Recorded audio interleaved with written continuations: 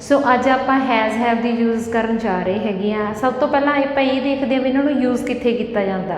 जिन्हां सेंटेंसां दे पिछे कोल है जां पास है लग्या हुंदा हैगा, मतलब आप अथॉरिटी शो करते हैगे आ भी मेरे कोल आ चीज़ हैगी आ, तां दैट टाइम आ जिहड़ा हैज़ हैव नूं यूज़ किया जाता। ठीक है जी। सब तो पहला इंग्लिश च रूल देखते हैं, subject has have object. So has किहदे नाल यूज़ हुंदा जी, he she it person name दे नाल आपां हैज़ यूज़ करते हैं, एंड हैव आपां आई वी दे यू दे नाल यूज़ करते हैगे। ठीक है जी।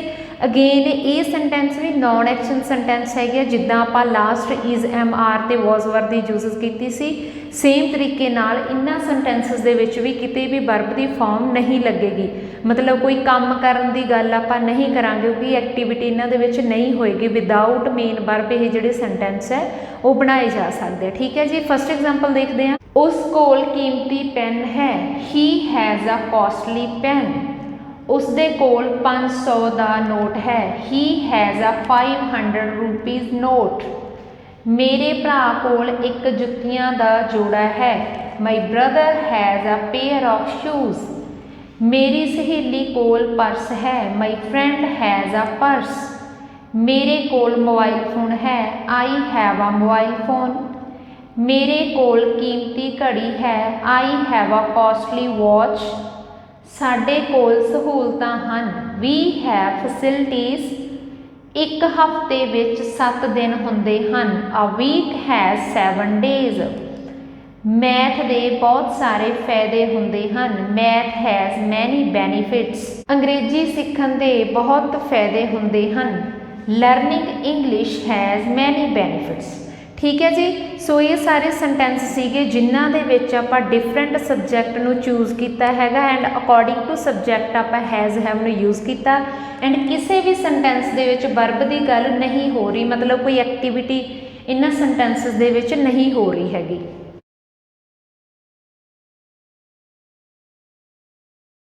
जी हुण आपां हैज़ हैव दा नैगेटिव दे रूल देखते हैं। जिहड़ा नैगेटिव दा रूल हैगा उहनूं आपां 3 तरीके नाल बना सकते हैं, वन बाय वन आपां एक्सप्लेन करते हैं। सब तो पहला रूल देखते हैं जी, सबजैक्ट हैज़ हैव नो ऑबजैक्ट। मतलब जिहड़ा अपना ऑबजैक्ट है जो लिक्विड मनी जां टाइम होया, तिन्हां विचों कोई भी होया दैट टाइम आपां इत्थे नो यूज़ करांगे। अनदर हैगा जी, सबजैक्ट हैज़ हैव नॉट ऑबजैक्ट। मतलब हैज़ हैव तो बाद आपां नॉट नूं भी यूज़ कर सकते हैं। नैक्सट है जी, subject do not does not have the object. तो जिहड़ा डू नॉट हैगा वो आपां आई वी दे यू दे नाल यूज़ करते हैं, एंड डज नॉट है जिहड़ा ही शी इट दे नाल लगाउने आ। फर्स्ट एग्जाम्पल देखते हैं, उस कोल पैसा नहीं है, ही हैज़ नो मनी। उस कोल दुध नहीं है, ही हैज़ नो मिल्क। लोकां कोल समा नहीं है, पीपल हैव नो टाइम। उस कोल कार नहीं है, he has not a car. मेरी सहेली कोल फोन नहीं है, my friend has not a phone. उन्हां कोल पालतू कुत्ता नहीं है, they have not a pet dog. उस कोल घर नहीं है, he does not have a house. उन्हां कोल कार नहीं है, they do not have a car. उसदे एक भरा नहीं है, he does not have a brother. मेरे कोल फालतू समा नहीं है, I do not have spare time. Okay जी। सो ये सारे सेंटेंस नैगेटिव सेंटेंस सीगे जिन्हां दे विच आपां डिफरेंट वे दे नाल हैज़ हैव दे नाल नो, हैज़ हैव दे नाल नॉट, एंड डू नॉट ते डज नॉट हैव नूं यूज़ कीता हैगा। ठीक है जी। सो जिहड़े फस्ट 3 सेंटेंस हैगे इन्हां दे विच अपना जिहड़ा सबजैक्ट सीगा लिक्विड मनी ते टाइम सी, इस करके आपां इन्हां दे नाल नो यूज़ कीता हैगा। सो जिहड़े नैक्सट सेंटेंस हैगे जी इन्हां दे विच आपां हैज़ नो जां have no and has not ते हैव नॉट दोनों ही यूज़ कर सकते हैगे आ। मतलब दोनों तरीकों नाल आपां सेंटेंस बना सकते हैं, जां आपां नो नूं यूज़ कर सकते हैं, जां आपां नॉट नूं यूज़ कर सकते हैं।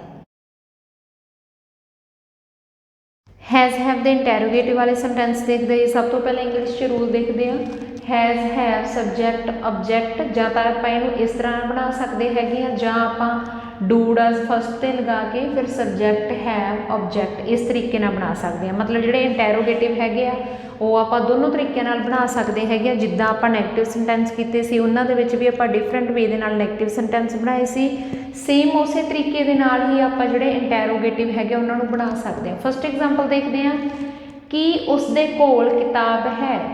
ਹੈਜ਼ ਹੀ ਅ ਬੁੱਕ, ਜਾਂ ਆਪਾਂ ਇਹਨੂੰ ਇਸ ਤਰੀਕੇ ਨਾਲ ਬਣਾ ਸਕਦੇ ਹਾਂ ਜੀ, does he have a book. ਕੀ ਉਸਦੇ ਕੋਲ ਘਰ ਹੈ।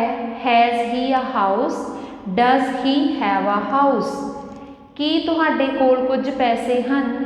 Have you some money, do you have some money. ਕੀ ਉਹਨਾਂ ਕੋਲ ਕੰਮ ਹੈ। Have they work, do you have work. ਕੀ ਸੀਤਾ ਕੋਲ ਅਖਬਾਰ ਹੈ। Has Sita a newspaper, does Sita have a newspaper. ਇਹ ਸਾਰੇ ਇੰਟੈਰੋਗੇਟਿਵ ਸੈਂਟੈਂਸ ਸੀਗੇ ਜੀ, ਜਿਨ੍ਹਾਂ ਦੇ ਵਿੱਚ ਆਪਾਂ ਹੈਜ਼ ਹੈਵ ਨੂੰ ਤੇ ਡੂ ਡਜ਼ ਨੂੰ ਫਸਟ ਨੰਬਰ 'ਤੇ ਯੂਜ਼ ਕੀਤਾ। ਐਂਡ ਪੰਜਾਬੀ ਦੇ ਵਿੱਚ ਜਿਹੜਾ ਸੈਂਟੈਂਸ ਹੈਗਾ ਜੀ, ਉਹਦੇ ਵਿੱਚ ਕੀ ਸ਼ਬਦ ਜਿਹੜਾ ਫਸਟ ਨੰਬਰ 'ਤੇ ਲੱਗਿਆ ਹੁੰਦਾ ਤਾਂ ਉਹਨੂੰ ਆਪਾਂ ਈਜ਼ੀ ਵੇ ਦੇ ਨਾਲ ਆਇਡੈਂਟੀਫਾਈ ਕਰਕੇ ਇੰਟੈਰੋਗੇਟਿਵ ਦਾ ਰੂਲ ਲਗਾ ਸਕਦੇ ਹੈਗੇ ਆ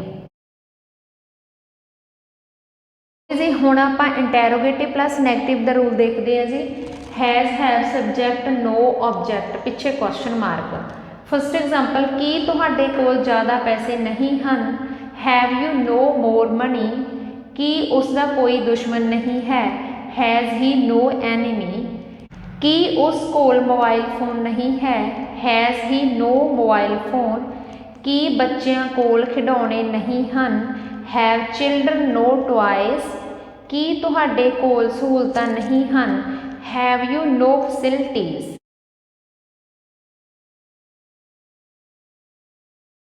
ਓਕੇ ਜੀ, ਹੁਣ ਆਪਾਂ ਹੈਡ ਦੀ ਯੂਜ਼ਸ ਦੇਖਦੇ ਹੈਗੇ ਆ। ਹੈਡ ਆਪਾਂ ਪਾਸਟ ਦੇ ਵਿੱਚ ਯੂਜ਼ ਕਰਦੇ ਆ, ਜਿਨ੍ਹਾਂ ਸੈਂਟੈਂਸਾਂ ਦੇ ਪਿੱਛੇ ਕੋਲ ਸੀ, ਪਾਸ ਸੀ ਵਰਡ ਲੱਗੇ ਹੁੰਦੇ ਹੈਗੇ ਤਾਂ ਉੱਥੇ ਆਪਾਂ ਹੈਡ ਨੂੰ ਯੂਜ਼ ਕਰਦੇ ਆ। ਮਤਲਬ ਜਦੋਂ ਆਪਾਂ ਕੋਈ ਵੀ ਅਥਾਰਟੀ ਦਿਖਾਉਣੇ ਹੈਗੇ ਆ, ਮਤਲਬ ਮੇਰੇ ਕੋਲੇ ਕੋਈ ਚੀਜ਼ ਸੀਗੀ ਬਟ ਉਹ ਪਾਸਟ ਦੇ ਵਿੱਚ ਸੀਗੀ।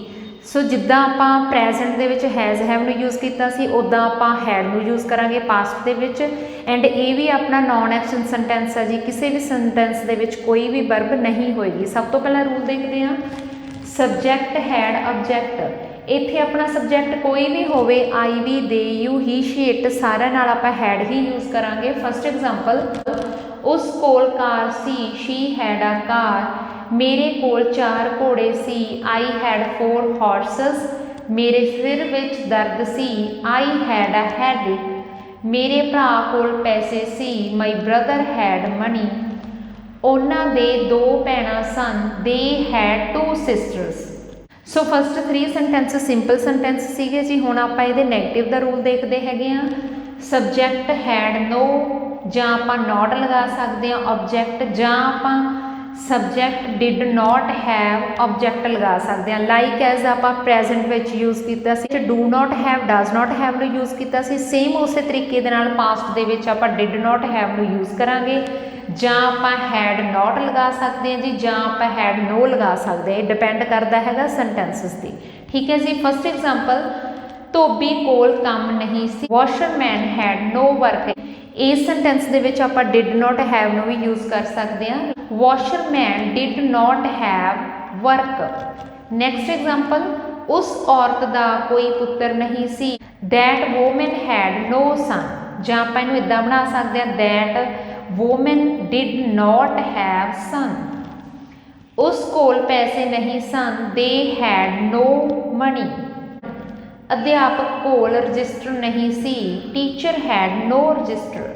ਉਸ ਕੋਲ ਖਿਡੌਣਾ ਨਹੀਂ ਸੀ, ਹੀ ਹੈਡ ਨੋ ਟੋਏ। ਸੋ ਇਹ ਸਾਰੇ ਨੈਗੇਟਿਵ ਸੈਂਟੈਂਸ ਸੀਗੇ। ਇਹਨਾਂ ਦੇ ਵਿੱਚ ਆਪਾਂ did not have and head note ਨੂੰ ਵੀ ਯੂਜ਼ ਕਰ ਸਕਦੇ ਹੈਗੇ ਆ ਜੀ। ਹੁਣ ਆਪਾਂ ਹੈਡ ਦੇ ਇੰਟੈਰੋਗੇਟਿਵ ਸੈਂਟੈਂਸ ਦੇਖਦੇ ਹਾਂ। ਸਭ ਤੋਂ ਪਹਿਲਾਂ ਰੂਲ ਦੇਖਦੇ ਹਾਂ, ਹੈਡ ਸਬਜੈਕਟ ਨੋਟ, ਪਿੱਛੇ ਕੁਐਸਚਨ ਮਾਰਕ। ਫਸਟ ਐਗਜ਼ਾਮਪਲ, ਕੀ ਉਸ ਕੋਲ ਕੀਮਤੀ ਪੈਨ ਸੀ, ਹੈਡ ਹੀ ਅ ਕਾਸਟਲੀ ਪੈਨ। ਕੀ ਉਹਨਾਂ ਬੱਚਿਆਂ ਕੋਲ ਕਿਤਾਬਾਂ ਸਨ, ਹੈਡ ਦੋਜ਼ ਚਿਲਡਰਨ ਬੁੱਕਸ। ਕੀ ਮੇਰੇ ਕੋਲ 2 ਕੁੱਤੇ ਸਨ, ਹੈਡ ਆਈ 2 ਡੌਗਸ। ਕੀ ਮੇਰੀ ਸਹੇਲੀ ਕੋਲ ਪੈਨ ਸੀ, had my friend a pen. ਕੀ ਉਸ ਕੋਲ ਪੈਸੇ ਸਨ, ਹੈਡ ਹੀ ਮਨੀ। ਸੋ ਹੁਣ ਆਪਾਂ ਇੰਟੈਰੋਗੇਟਿਵ ਪਲੱਸ ਨੈਗੇਟਿਵ ਦਾ ਰੂਲ ਲਗਾਉਣੇ ਹੈਗੇ ਆ ਜੀ, ਜਿੱਦਾਂ ਆਪਾਂ ਪ੍ਰੈਜ਼ੈਂਟ ਦੇ ਵਿੱਚ ਹੈਜ਼ ਹੈਵ ਵਾਲੇ ਸੈਂਟੈਂਸਸ ਦੇ ਵਿੱਚ ਕੀਤਾ ਸੀ। ਸੋ ਸਭ ਤੋਂ ਪਹਿਲਾਂ ਰੂਲ ਦੇਖਦੇ ਹਾਂ, had subject no object, had subject not object. Example, ਕੀ ਤੁਹਾਡੇ ਕੋਲ ਪਰਸ ਨਹੀਂ ਸੀ, ਹੈਡ ਯੂ ਨੋਟ ਪਰਸ। ਕੀ ਉਸ ਕੋਲ ਚਾਬੀ ਨਹੀਂ ਸੀ, ਹੈਡ ਹੀ ਨੋ ਕੀ। ਕੀ ਤੁਹਾਡੇ ਕੋਲ ਕਾਪੀਆਂ ਨਹੀਂ ਸਨ? Had you know notebooks? ਕੀ ਤੁਹਾਡੇ ਕੋਲ ਸੁੰਦਰ ਘਰ ਨਹੀਂ ਸੀ? Had you know beautiful house? ਕੀ ਤੁਹਾਡੇ ਪਿਤਾ ਕੋਲ ਜਾਇਦਾਦ ਨਹੀਂ ਸੀ? Had your father not some property? ਠੀਕ ਹੈ ਜੀ। ਸੋ ਇਹ ਸਾਰੇ interrogative and interrogative plus negative sentence ਸੀਗੇ ਜੀ, ਜਿਹੜੇ ਆਪਾਂ ਹੈਡ ਦੀ ਹੈਲਪ ਦੇ ਨਾਲ ਬਣਾਏ ਹੈਗੇ ਆ।